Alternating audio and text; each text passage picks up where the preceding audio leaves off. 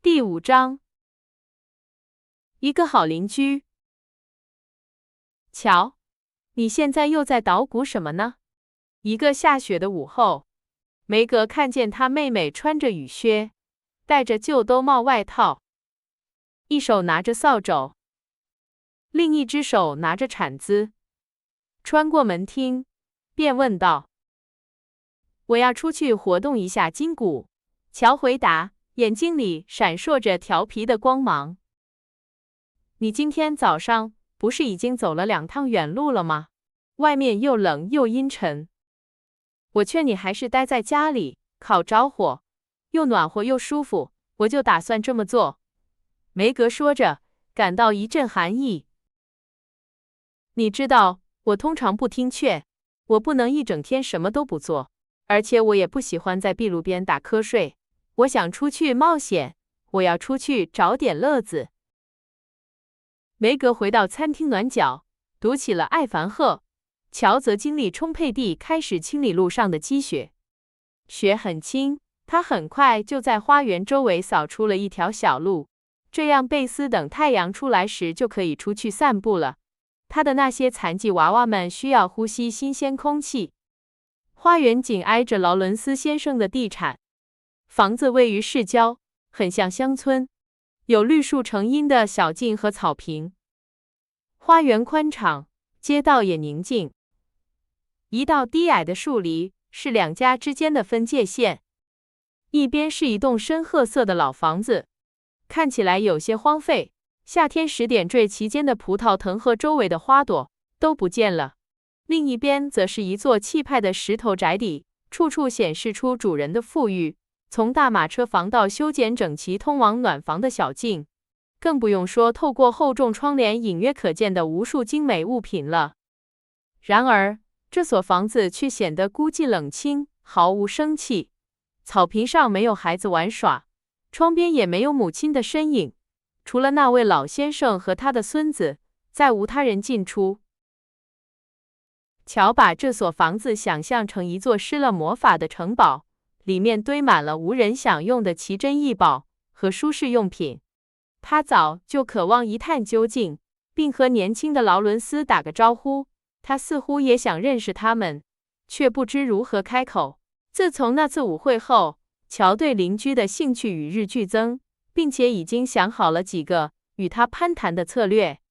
但是好久没人见到他了，乔开始担心他已经离开。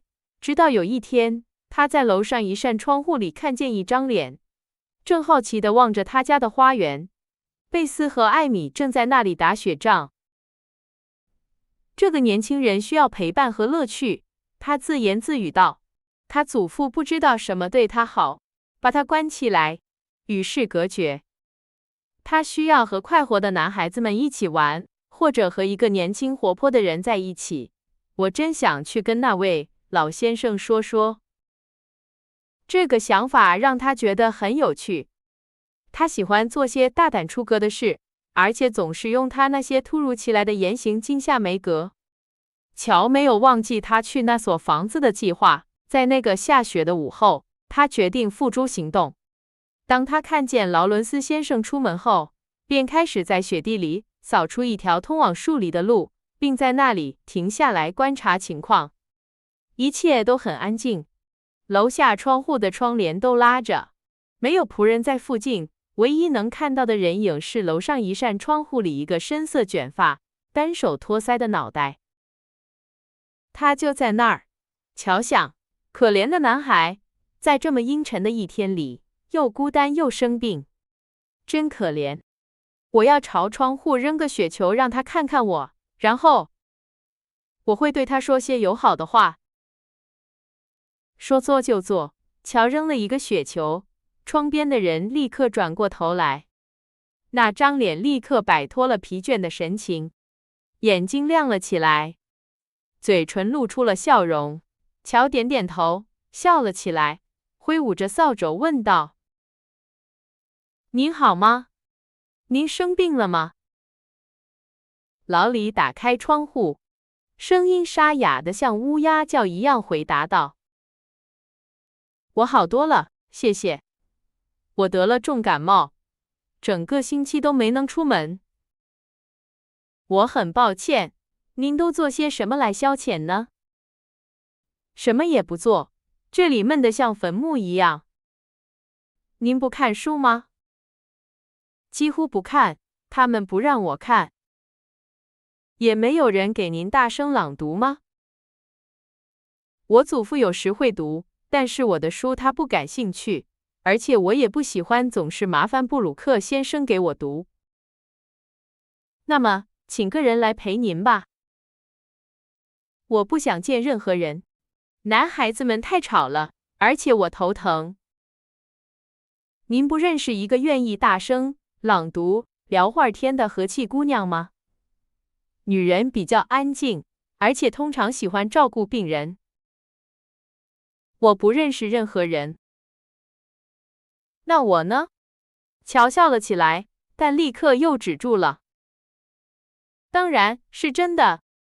您愿意来陪我吗？老李问道。我可不认为自己是个安静和气的姑娘，但是如果我妈妈同意，我会来看您的。我去问问她的意见。现在您好好待着，关上窗户，等我回来。说完，乔把扫帚扛在肩上，走进自家屋里，心里琢磨着大家会怎么说。老李则因为即将有访客而兴奋不已，赶紧跑去整理仪容。用马奇太太的话来说，他是个年轻的绅士，至少应该换上干净的领子，梳好头发，并稍微收拾一下房间。尽管有6个仆人伺候，房间却不怎么整洁。不一会儿，他听到了门铃声，接着是一个果断的声音在问老李先生，然后一个吃惊的女仆进来通报说，有位年轻小姐来访。好的，请她进来。是乔小姐，老李解释道，同时走向一个小起居室，去迎接乔。乔看起来健康而平静，显得十分自在。他一只手端着一个盖着的盘子，另一只手抱着贝斯的3只小猫。我来了，带着所有的行囊，他不假思索地说。我妈妈向您问好，并且很高兴我们能为您做点什么。梅格让我给您带一些他做的牛奶布丁，味道好极了。贝斯觉得这3只小猫能给您解闷。我知道他们多半会添麻烦，但那可怜的孩子太想帮忙了，我实在不忍心拒绝。事实上，贝斯这份有趣的出借非常成功，因为小猫们把老李逗笑了，他忘记了羞怯，话也比平时多了起来。这个太漂亮了，简直不忍心吃。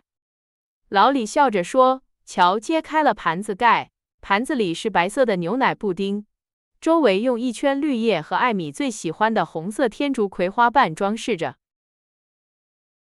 这没什么，但是我们都很感激您，这是我们表达谢意的方式。请让女仆把它留到下午茶的时候再吃。这是一道很简单的菜，您可以放心吃。它很软，吞咽的时候不会伤到您的喉咙。这房间真舒服。要是再整洁些就好了，但是女仆们很懒，我不知道该怎么才能让她们勤快点。说实话，这件事让我有点烦恼。几分钟就能弄好，只需要把壁炉稍微清理一下，像这样。把壁炉台上的摆设整理一下，像这样。把书放在这里，瓶子放在那里。把沙发转向光线充足的地方，再把靠垫拍松一些。好了，完成了。的确如此。乔一边说笑，一边已经把每样东西都归置妥当，让房间焕然一新。老李在一旁静静的，带着敬意的看着他。当乔请他坐在沙发上时，他满意的叹了口气，非常感激的说：“您真是太好了。没错，这正是我需要的。现在，请您坐在这把扶手椅上，让我来招待我的客人吧。”不，我是来招待您的。您想让我读点什么给您听吗？乔饶有兴致地看着几本他觉得特别吸引人的书。谢谢，不过那些书我都读过了。如果您不介意，我更想和您聊天。老李回答。我不介意，但是如果您不阻止我，我能说上一整天。贝斯说我不知道什么时候该停下来。贝斯是那个脸颊红润，经常待在家里，偶尔提着小篮子出门的姑娘吗？老李饶有兴致地问。是的，那就是贝斯。她是我最喜欢的妹妹，而且她人非常好。那个漂亮的姑娘是梅格，卷头发的是艾米，对吗？您怎么知道这些的？老李脸红了，但还是坦率地回答。您知道，我常常听见他们互相叫名字，而且我一个人在这里的时候，忍不住会朝你们家看。他们好像总是玩得很开心。请原谅我的失礼，但是有时候他们忘了拉上窗帘，窗台上摆着花。当他们点亮灯，我看到壁炉的火光和一家人围坐在桌旁的情景时，我觉得自己好像在看一幅画。你母亲正好在对面，背景是鲜花，她看起来那么慈祥，我忍不住要看她。我没有母亲，您知道的。老李拨弄着炉火，想掩饰自己快要控制不住的因哽咽而颤抖的嘴唇。乔看到男孩眼中流露出的孤独和悲伤，内心深受触动。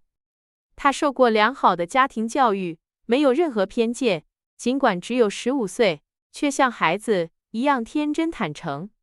老李生病了，感到孤独，而他意识到自己拥有丰富的爱和幸福，便决定与他分享。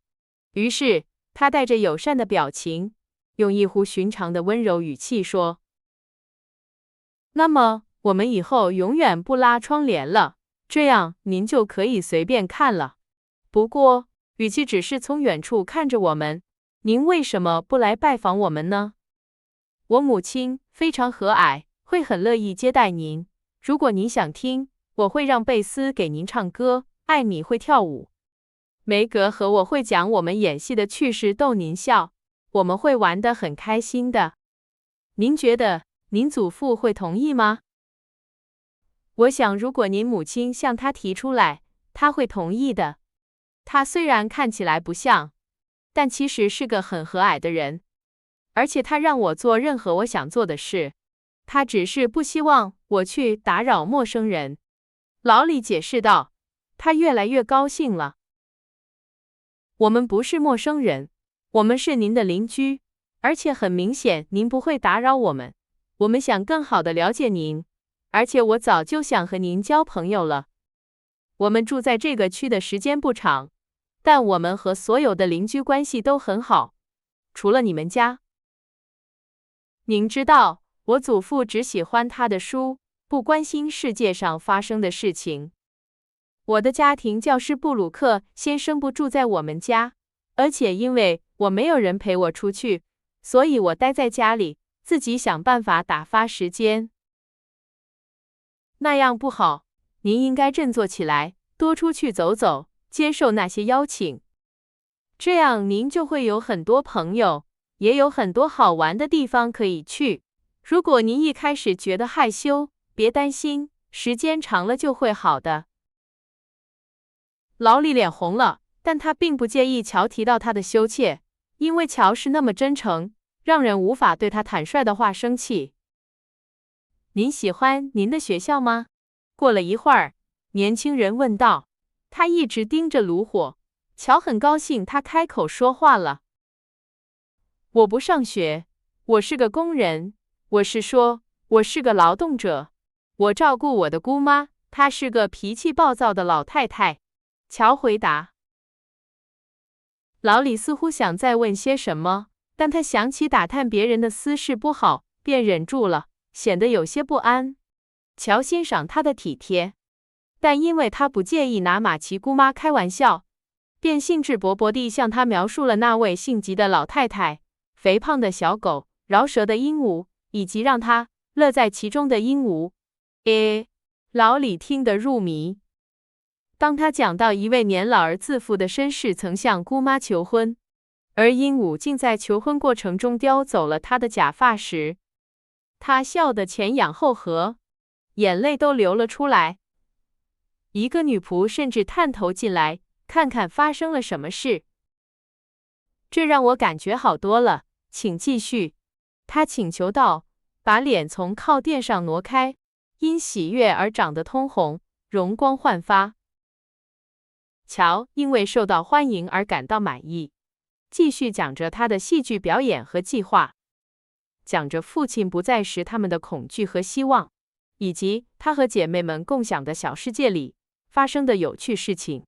然后他们聊起了书，乔高兴地发现老李也同样热爱书籍，而且读过的书甚至比他还多。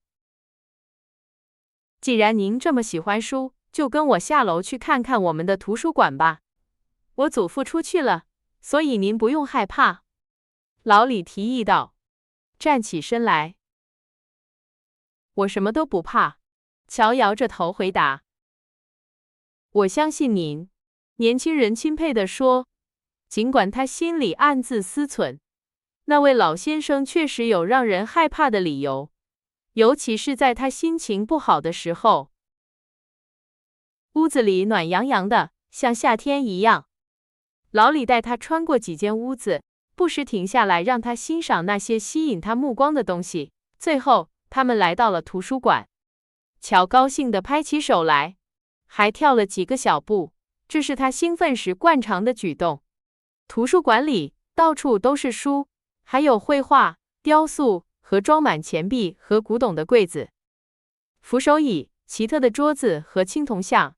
但最棒的是壁炉，炉火正旺，周围镶嵌着漂亮的瓷砖。真是太富有了，乔叹了口气，倒在一张铺着天鹅绒的大扶手椅上，惊奇地环顾四周。西奥多·劳伦斯，您应该觉得自己是世界上最幸运的年轻人了。他深受感动地补充道。一个人不能只靠书本活着，老李摇着头回答，同时坐在他对面的一张桌子旁。不等他再说下去，门铃响了，乔吓了一跳，站起身来，叫道：天啊，一定是您祖父。那又怎么样？您什么都不怕，不记得了吗？年轻人带着狡黠的神情回答。我有点怕您祖父，虽然不知道为什么。妈咪允许我来，我想我的来访应该没有让他的病情加重吧。乔说着，努力想恢复镇定，但眼睛仍然盯着门口。恰恰相反，我觉得好多了，非常感谢您，但我担心您和我说话说得太累了。谈话太愉快了，我真不希望它结束。老李非常感激地说。是医生，先生，他想见您。一个女仆示意道。您介意我离开一会儿吗？我想我必须见他。老李说。别担心我，我在这里会像云雀一样快乐的。乔回答。老李出去了，他的客人则自得其乐。乔正在端详一幅宅邸主人的画像，这时他听到房间的门开了，便不回头地说道：我现在相信，我不该害怕他。他有一双和善的眼睛，虽然他的表情相当严厉，而且他看起来是那种总能达到自己目的的人。他没有我祖父那么英俊，但我喜欢他。谢谢您，小姐。一个沙哑的声音在他身后说。令乔震惊的是，劳伦斯老先生就站在那里。可怜的乔脸红了，心砰砰直跳，同时想起了自己说过的话。有那么几秒钟，他真想拔腿就跑，但那样太懦弱了，姐妹们会嘲笑他的，所以他决定留下来，尽可能体面地应对这个局面。当他再次看向那位老先生时，注意到他浓眉下的眼睛闪闪发光，似乎比画像中的眼睛更仁慈，而且带着一种狡黠的表情，这使他的恐惧消散了大半。在可怕的沉默之后，这位绅士的声音比以往任何时候都沙哑。他突然问道：“那么，您说您不怕我，是吗？”“是的，先生。而且您不觉得我像您祖父那么英俊？”“是的，先生。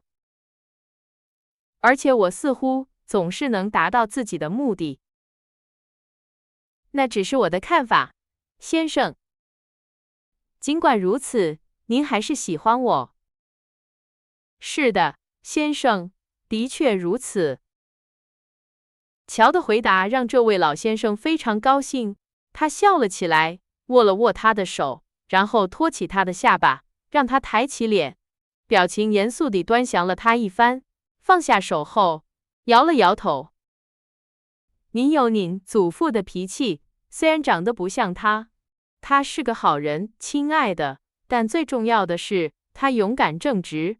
我很荣幸曾是他的朋友。”“谢谢您，先生。”乔回答。听到这番美言，他现在感到很自在了。“您对我孙子做了什么？”接下来，老先生用严厉的语气问道。“我只是想做个好邻居，先生。”乔回答，并向他解释了他来访的目的。“您认为他需要一些消遣吗？”“是的，先生。他看起来有些孤单，也许和其他年轻人在一起对他有好处。我们家都是女孩子，但是如果我们能帮忙，我们会很高兴的。我们永远不会忘记您送给我们的圣诞厚礼。”乔激动地说。“那是犬子的主意。那位可怜的妇人怎么样了？”“她好多了，先生。”乔回答，然后飞快地向他讲述了他所知道的关于赫梅尔一家的一切。通过他母亲的斡旋，现在一些比他们更富裕的朋友正在帮助他们。“你祖父就是这样行善的，小姐。过几天我会去拜访你母亲，告诉她一声。”铃声响了，是下午茶时间。我们为了那个孩子把茶点提前了。跟我下楼去，继续做个好邻居吧。”“如果您愿意的话，先生。”乔回答。“如果我不愿意，就不会请您了。”劳伦斯先生说着，像旧时那样向他伸出了胳膊。“如果梅格看见我和劳伦斯先生手挽手，会怎么说呢？”乔心想，当他挽着劳伦斯先生的胳膊走路的时候，他的眼睛因为想象着把这件事告诉姐妹们而高兴地闪闪发光。“嘿，这小子到底是怎么了？”老先生看见劳里跑下楼梯，在发现乔挽着他那可怕的祖父的胳膊时，困惑地停了下来，便大声嚷道：“我不知道你已经回来了，先生。”劳里说着，乔朝他投去一个得意的眼神。“从你下楼梯时发出的响声就能看出来。来喝茶，表现得像个绅士。”老先生慈爱地揪了一下孙子的头发后，继续走着，而老李则在他身后做着滑稽的鬼脸。乔强忍着猜没笑出声来。老先生喝了4杯茶，几乎没说什么话。他专心致志地观察着那2个年轻人，他们很快就像老朋友一样聊了起来。他不禁注意到他孙子变了，他的脸上有了血色、光彩和生气，举止更活泼，笑声也充满了真诚的快乐。“他说的对，这孩子感到孤独，我倒要看看这些小姑娘能为他做些什么。”劳伦斯先生一边听着，一边看着这对年轻人，心里想：乔给他留下了好印象。他喜欢他那古怪而直率的性格，而且他似乎像个男孩一样了解他的孙子。如果劳伦斯一家是乔所说的那种一本正经、装模作样的人，他是不会喜欢他们的，因为那种人会让他感到拘束和不自在。但是，因为他们简单自然，他便表现得像他自己一样，并给人留下了好印象。当乔从桌旁站起来，说他要走的时候，老李说他还有些东西要给他看，并把他带到了暖房。暖房为了迎接他而灯火通明，乔觉得仿佛置身仙境，漫步在鲜花环绕的小径上，沐浴在柔和的光线下，呼吸着湿润而香甜的空气，穿梭于美丽的树木和藤蔓之间。他的新朋友不停地捡着花，直到他双手都拿不下了。然后他把花扎成一束，用乔非常喜欢的愉快表情说：“请把这些花送给你母亲，并告诉她，我非常喜欢她送给我的药。”他们发现劳伦斯先生站在大客厅的壁炉旁，但吸引乔注意力的是一架打开的三角钢琴。“您会弹钢琴吗？”他转过身，带着尊敬的表情问老李。“偶尔弹弹。”他谦虚地回答。“请淡点什么吧，我想听听，这样我就可以告诉贝斯了。”“您不先弹吗？”“我不会弹，我太笨拙了，学不会，但我喜欢音乐。”老李为他弹奏，乔听着，沉醉在香水月季和玫瑰的芬芳中。看到他弹得那么好，却毫不骄矜，他对年轻的劳伦斯更添了几分敬重和欣赏。他希望贝斯能听到，但没有说出口。他称赞他的琴技，直到那男孩脸红，他祖父才来解围。“够了，够了，小姐。”他不该接受这么多的夸奖。他弹得还行，但我相信他能做更重要的事情。您要走了吗？非常感谢您的来访，请代我向您母亲问好。晚安，乔医生。老先生亲切地和他握了握手，但似乎有些不悦。当他们走向门厅时，乔问老李，他是不是说了什么不合适的话？年轻人摇了摇头。“不是因为他不喜欢看我弹琴。”“为什么？”“我下次再告诉您。既然我不能送您回家，约翰会陪您一起去。”“没必要，我不是小孩子，而且我就住隔壁。您多保重，好吗？”“我会的，但我希望您很快再来。”“您会吗？”“如果您答应等您痊愈后回访我们的话。”“我会的。”“晚安，老李。”“晚安，乔。”“晚安。”当乔讲完下午的奇遇后，全家人都想去拜访那个男孩了。那所房子对每个人都有不同的吸引力。马奇太太想和那位还记得他父亲的老先生聊聊天，梅格梦想着在暖房里漫步，贝斯渴望着那架大钢琴，艾米则急切地想看那些雕塑和绘画。“妈妈，您认为劳伦斯先生为什么不喜欢听他孙子弹琴呢？”乔问道，他非常好奇。“我不确定，但我认为这和他儿子，也就是老李的父亲有关。他娶了一位意大利年轻女子，一位音乐家。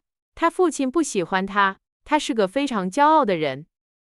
那位年轻女子善良又讨人喜欢，但他不喜欢她，因此婚礼之后，他就再也没有见过他的儿子。老李的父母在他还是个孩子的时候就去世了，他祖父把他接到了自己家里。我想这个孩子出生在意大利，身体有些孱弱，老先生担心也会失去他，所以他非常照顾他。老李对音乐的喜爱来自他的母亲，他长得很像他。我猜他祖父担心他想成为一名音乐家。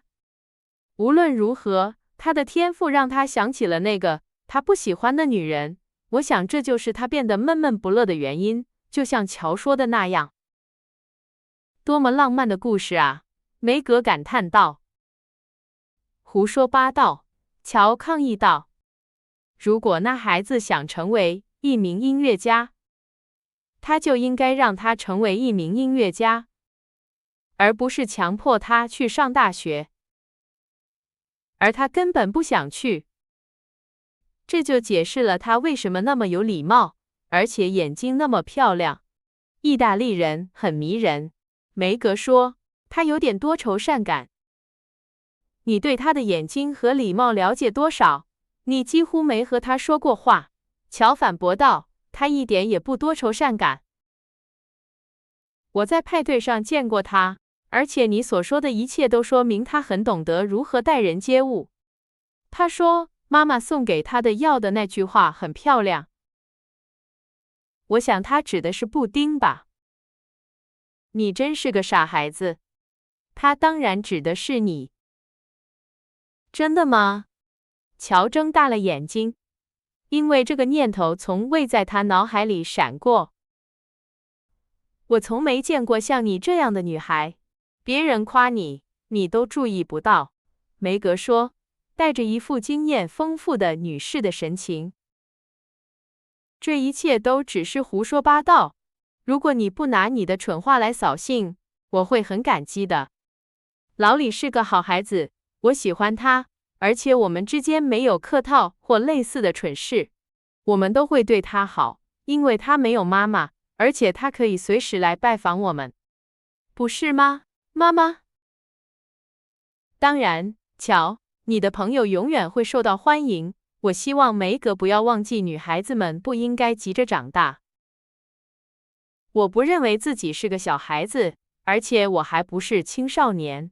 艾米评论道。你怎么看，贝斯？我一直在想着天路历程。贝斯回答，他一句话也没听见。当我们决定做好事的时候，我们离开了沮丧沼泽，穿过了窄门，并且我们不断尝试着爬上那座陡峭的山。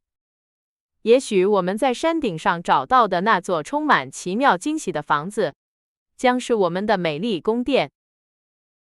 但是在此之前，我们必须经过狮子。乔评论道，好像这个想法对他很有吸引力。